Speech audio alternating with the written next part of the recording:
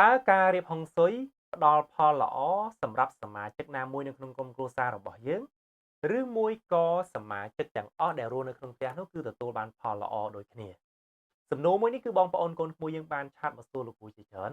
ក៏ដូចជាបានខមមិនចូលនៅក្នុងវីដេអូចាស់ៗរបស់លោកគ្រូគាត់ឆ្ងល់មែនទែនថាបើសិនជាគាត់ចង់ឲ្យលោកគ្រូចុះទៅរៀបហុងស៊ុយឲ្យតើការរៀបហុងស៊ុយនោះឬសូចិនសែមួយចំនួនគាត់បានបកស្រាយផ្សេងៗគ្នាទាក់ទងជាមួយនឹងឥទ្ធិពលនៃការរៀបហុងស៊ុយអាចឲ្យបុគ្គលណាមួយល្អឬក៏សំដៅដល់មេគ្រួសារជាដើមជាទូទៅរាល់ការចុះរៀបហុងស៊ុយរបស់លោកគ្រូគឺលោកគ្រូបានបញ្ជាក់នៅក្នុងវីដេអូចាស់ៗរួចមកហើយគឺជាការទាញយកថាមពលបំលែងថាមពលពីបរិយាកាសជុំវិញពីមជ្ឈដ្ឋានជុំវិញបង្កើតបានទៅជាថាមពលល្អគេហៅថាសឹងឈីដើម្បីមកចិញ្ចឹមទីតាំងរបស់យើងដើម្បីមកចិញ្ចឹមផ្ទះរបស់យើងអញ្ចឹងពាក្យថាការបង្កើតថាមពលល្អ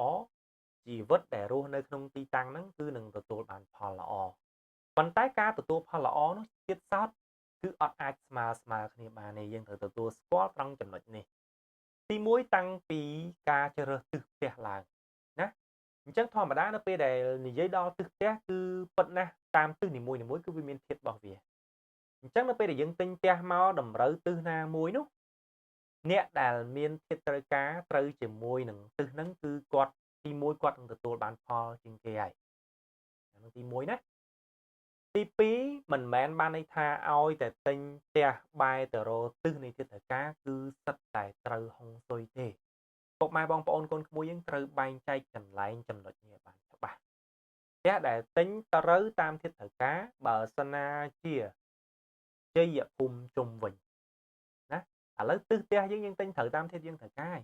ជ័យភូមិខាងក្រៅជុំវិញនោះមានចំណុចណាមួយមកពីធាតុផ្ទះរបស់យើងផ្ទះយើងនឹងមានបញ្ហាដូចគ្នាអញ្ចឹងណាហើយជ័យភូមិខាងក្នុងវិញការរៀបចំសាក់ឈើខាងក្នុងផ្ទះឧទាហរណ៍ថា design ម៉ូដផ្ទះឲ្យផ្សេងៗណារាប់តាំងពីទ្វារបង្អួចបន្ទប់ទឹកចង្ក្រានបាយដំបូលណាបង្អួចអីជាដើមរៀបរាប់ណាតាំងពីគេហៅថារៀងផ្ទះអ្នកខ្លះធ្វើផ្ទះអក្សរ L ឬធ្វើផ្ទះអក្សរអុយក៏មានដែរធ្លាប់ជួបអស់ហើយណាអញ្ចឹងធម្មតាទិសណាមួយនៃផ្ទះរបស់យើងមានបញ្ហាលោកគ្រូធ្លាប់ចេញវីដេអូមុនរួចមកហើយថាវាអាចប៉ះពាល់ដល់សមាជិកណាមួយភេទអីកូនទីប្រមាណអាយុចាប់ពីប្រមាណដល់ប្រមាណគាត់អាចនឹងមានបញ្ហាអញ្ចឹងបើសិនជាឲ្យលោកគ្រូចុះទៅរៀបគឺលោកគ្រូនឹងមើលថាតើបញ្ហាអាចប៉ះបុគ្គលមួយណាហើយយើងកែសម្រួលកន្លែងដែលខុសហ្នឹងឲ្យវាត្រូវមកវិញពាក្យថាកែសម្រួលដោយមនុស្សកែសម្ផស្សអញ្ចឹងវាមិនអាចស្អាតផូរផង់ដោយសម្រស់ធម្មជាតិបានទេប៉ុន្តែយ៉ាងហោចណាស់ក៏ផ្ដល់ភាពតាក់ទាញយ៉ាងហោចណាស់ក៏បន្ថយបញ្ហាកុំឲ្យមានរឿងធំដែរណាកុំឲ្យមានរឿងធំដែរប៉ុន្តែអ្វីដែលធំនៅពេលដែលគ្រូចុះរៀបហុងស៊ុយឲ្យគឺគ្រូមើលទាំងជ័យភូមិជុំវិញកែទាំងជ័យភូមិជុំវិញ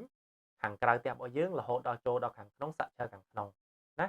តាក់ទងជាមួយនឹងការរៀបនេះរៀបទាំងក្បួនជ័យភូមិផងរៀបទាំងតារាសាស្ត្រផងអញ្ចឹងគឺលោកគ្រូមិចបញ្ចូលគ្នាច្រើនក្បួនអញ្ចឹងនៅពេលដែលយើងរៀបស្ត្រចរផ្ទះយើងឲ្យត្រូវលំហូរថាមពលនៅក្នុងផ្ទះរបស់យើងល្អពិតណាស់សមាជិករស់នៅក្នុងផ្ទះហ្នឹងទាំងអស់គ្នាគឺនឹងទទួលបានថាមពលល្អនោះដូចគ្នាប៉ុន្តែថាមពលដែលចូលមកនោះគឺជាថាមពលធាតុអីផ្ទះយើងបែរមុខទៅណាខ្យល់ដែលបក់មកគឺបក់មកពំនាំធាតុអីមកខ្យល់ដែលចូលនៅក្នុងផ្ទះយើងគឺល្អហើយឲ្យតែមានខ្យល់ជាខ្យល់ល្អមិនមែនជាខ្យល់ដែលមានក្លិនស្អុយឆេះឆ្អាបប៉ុន្តែទិសដៅនៃខ្យល់ទិសដៅនៃថាមពលដែលចូលមកហ្នឹងវាពំនាំធាតុអីមក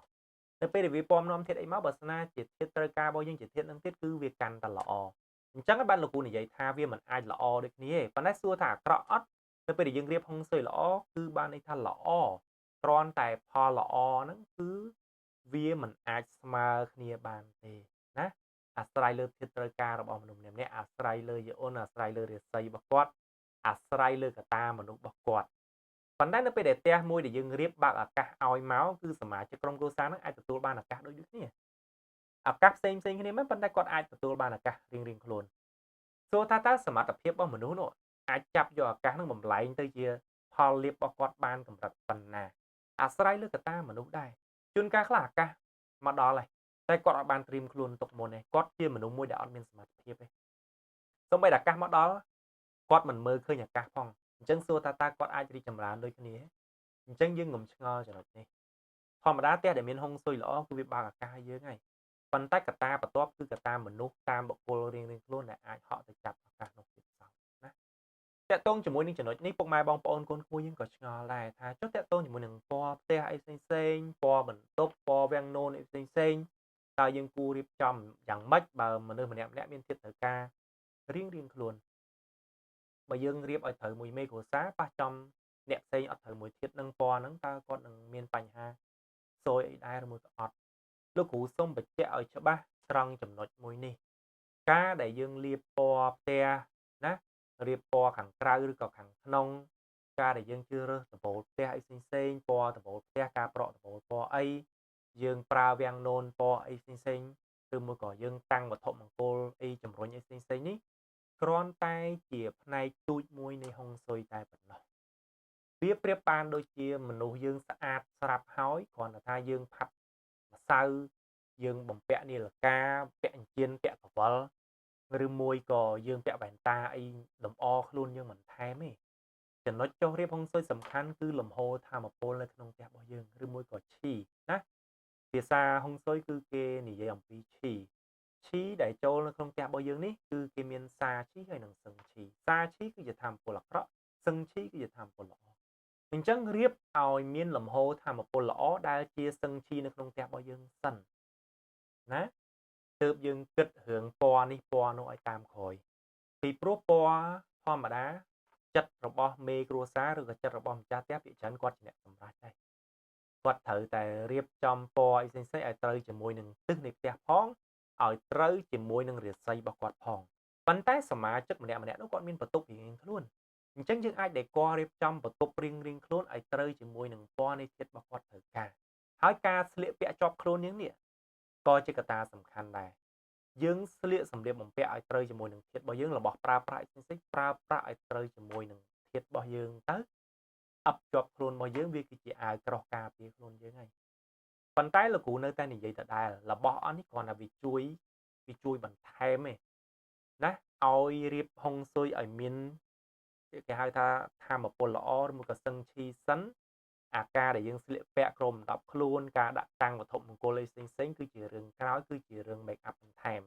ប៉ុន្តែសួរថាតើការតាំងវត្ថុមង្គលនោះទៀតសោតសំខាន់តែអត់លោកគ្រូហ៊ាននិយាយថាសំខាន់ដោយសារតែលោកគ្រូធ្លាប់ទិញវីដេអូមុនរួចមកហើយណាករណីតាំងពីបុរាណមកមានចិនសែមួយចំនួនគាត់ចេះតាមមកវិជាដល់ពេលគាត់យកមក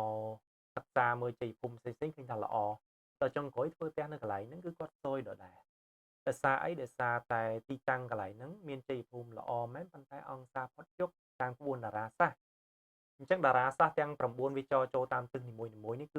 វាពំនាំធាតុមករៀងៗខ្លួនវាពំនាំរឿងល្អរឿងអាក្រក់មករៀងៗខ្លួនណាហើយតារាសាស្ត្រដែលអាក្រក់គឺយើងតាំង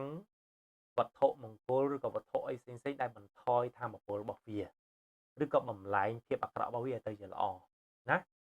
ហើយតារាសាស្ត្រដែលល្អយើងជំរុញវាបន្ថែមណាព្រោះអីនៅពេលដែលផ្ទះយើងមានធម៌ពលល្អឬមួយក៏សឹងឈីហើយមនុស្សយើងជាទូទៅអាកាសចូលមកហើយប៉ុន្តែនៅពេលដែលយើងដាក់តាំងវត្ថុមង្គលផ្សេងៗខុសតាមតារាសាស្ត្រវាដុតបំផ្លាញអាកាសនឹងចោលក៏មានដែរបង្កើតឲ្យផ្ទះយើងទៅជាហៅថាសាឈីវិញក៏មានដែរអញ្ចឹងគឺសំខាន់ដូចគ្នាអញ្ចឹងហើយបានពេលដែលលោកគ្រូចុះទៅរៀបហុងស៊ុយឲ្យគឺលោកគ្រូមិចក្បួនច្រើនបញ្ចូលគ្នាណាមិចក្បួនច្រើនបញ្ចូលគ្នាហើយ process ក្នុងការដែលយើងជ្រើសរើសទីតាំងផ្ទះហើយសាងសង់ផ្ទះឲ្យត្រូវតាមក្បួនហុងស៊ុយលោកគ្រូសូមរៀបរាប់ម្ដងទៀតណាសូមថាជាលើកមិនដឹងជាលើកទីម៉ានលោកគ្រូនិយាយដែរទី1យើងត្រូវជ្រើសរើសទីតាំងជាមុនសិនទីតាំងផ្ទះទីតាំងដីជាមុនសិនបើបរិយធម្មតាយើងអាចជ្រើសរើសថាតើឡូមួយណាទីតាំងផ្ទះមួយណាដែលត្រូវជាមួយនឹងយើងជាមុនសិនព្រោះអីមាន case មួយចំនួនគឺបងប្អូនកូនក្មួយយើងទិញរួចតែហើយបានចុច location ផ្ញើឲ្យមកលោកគ្រូជួយមើលហើយក៏ដូចជាឲ្យលោកគ្រូចុះទៅរៀបអញ្ចឹងនៅពេលដែលគាត់ទិញហើយនោះផ្ទះហ្នឹងគាត់ស្ដាប់តាមអ្នកដែលគេបកស្រាយតាម social media មួយចំនួនគាត់ទិញឲ្យត្រូវមួយទៀតគាត់ត្រូវការប៉ុន្តែគាត់ភ្លេចគាត់មិនដឹងស៊ីជម្រៅអំពីវគ្គជាន់ខ្ពស់បានន័យថាវិជ្ជាជាន់ខ្ពស់មួយចំនួនគេសិក្សាលម្អិតថាតើហុងស៊ុយហ្នឹងជាហុងស៊ុយបានសុំទោសអង្គសារហ្នឹងជាអង្គសារត្រូវទៀតគាត់ត្រូវការហើយប៉ុន្តែជាអង្គសារត្រូវយកដែរអត់ជាអង្គសារត្រូវយកឬអង្គសារផុតយកណា ហើយក៏មានអង្គសារមិនចេះផុតយកដែរវាមានករណីច្រើនមែនទែននៅក្នុងក្បួនវិទ្យាហុងស៊ុយអញ្ចឹងចង់ជឿបានឯចង់បើសិនយើងជឿលើរឿងហុងស៊ុយយើងចង់ជ្រើសរើសទីតាំងឬក៏យើងចង់ទិញផ្ទះទី1ចុច location មកឲ្យលោកគ្រូសិនថតវីដេអូផ្ទះឲ្យលោកគ្រូមើលសិនលោកគ្រូអូខេថាអាចជ្រើសរើសផ្ទះនឹងបានផ្ទះនឹងអាចកែខៃបានចាំយើងទិញហើយបានយើងចុះទៅរៀបបន្ថែមអញ្ចឹងវាស្មើនឹងគេហៅថាមនុស្សស្អាតស្រាប់ហើយពេលដែលចុះទៅគ្រាន់តែ make up វាតិចតួចគឺវាល្អហើយណា make up វាតិចតួចគឺវាមានហុងស៊ុយល្អហើយធ្វើឲ្យជីវិតយើងរីកចម្រើនហើយផ្ទះមួយដែលយើងរស់នៅអាចជួយឲ្យយើងមានបានផ្ទះមួយដែលយើងរស់នៅក៏អាចបំផ្លាញឲ្យយើងក្របានដែរយើងត្រូវជឿចំណុចនេះណាយើងត្រូវជឿកន្លែងចំណុចនេះអូខេនៅក្នុងឱកាសនេះផងដែរលោកគ្រូសូមជាឱកាសឆ្លើយសំណួរបន្ថែមមួយចំនួនឲ្យតែលោកគ្រូឃើញនៅក្នុង comment របស់វីដេអូរបស់លោកគ្រូ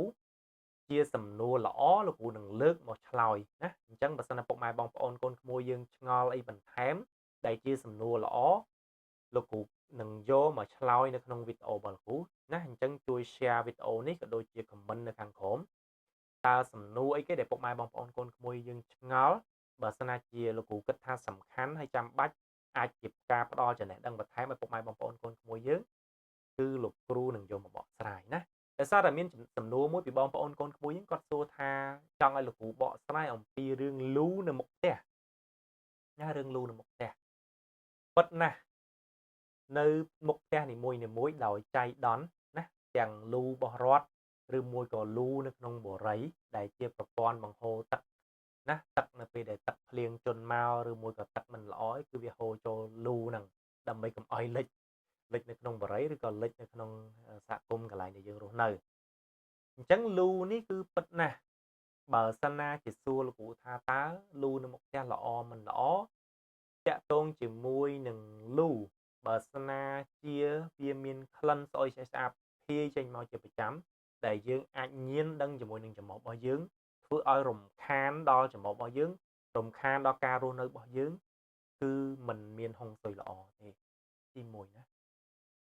ទី2បើសិនណាជាវាអត់មានក្លិនស្អុយស្អាតក៏ដោយ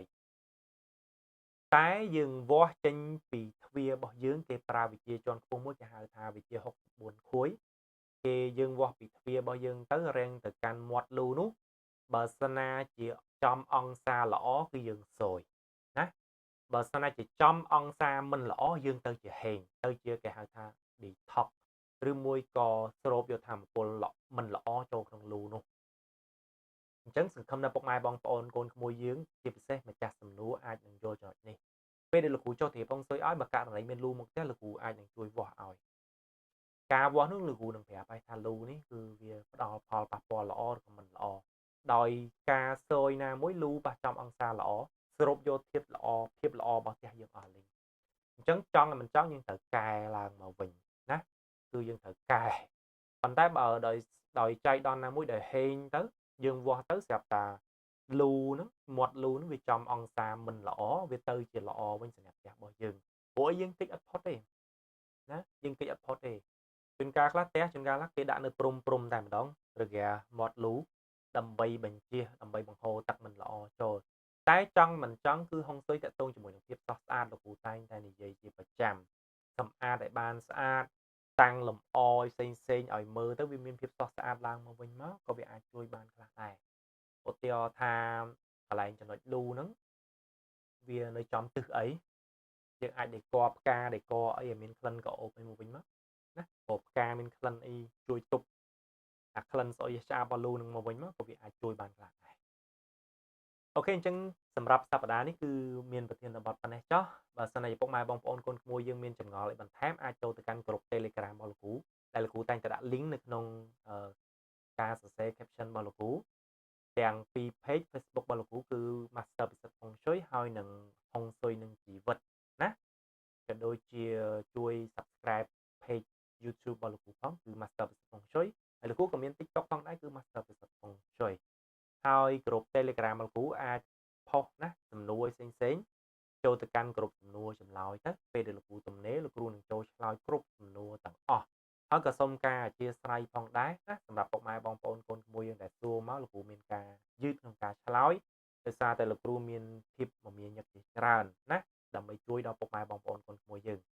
ជាចុងក្រោយលោកគ្រូសូមជូនពរពុកម៉ែបងប្អូនកូនក្មួយទាំងអស់គ្នាទទួលបានតែលាភជ័យលាភសំណាងទាំងអស់